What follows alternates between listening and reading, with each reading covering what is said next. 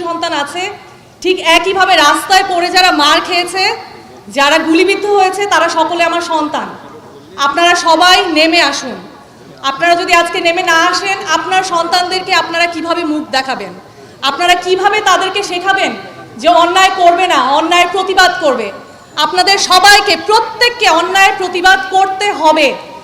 যা যা অন্যায় আমাদের উপর হচ্ছে, আমরা আজকে ঠিকভাবে রাস্তায় বেরোতে পারছি না, আমাদের মোবাইল দেখবে কিনা সেই ভয়ে আতঙ্কিত হয়ে আছি।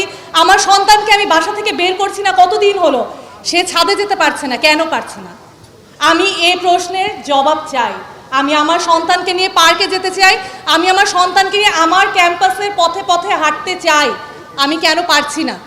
আমি এই গুলির ভয় চাই না, আমাকে ধরে নিয়ে যাবে, আমাকে গ্রেফতার করে নিয়ে যাবে, এই ভয়ে আতঙ্কিত থাকতে চাই না। আপনারা সবাই নেমে আসুন। আপনারা এতদিনে আপনারা দেখে ফেলেছেন যে একত্রিত হলে সেটার জোর আসলে কত। আপনারা স্টুডেন্টদেরকে ছাড়িয়ে নিয়ে এসেছেন, আপনারা দেখেছেন অন্যায়ভাবে যে নাবালক শিশুটিকে ধরে নিয়ে যাওয়া হচ্ছে, তাকে ছেড়ে দেওয়া হয়েছে শুধুমাত্র আপনারা সবাই একত্রিত হয়েছেন বলে। আপনারা সবাই বেরিয়ে আসুন, রাস্তা থেকে, ঘর থেকে রাস্তায় নেমে আসুন।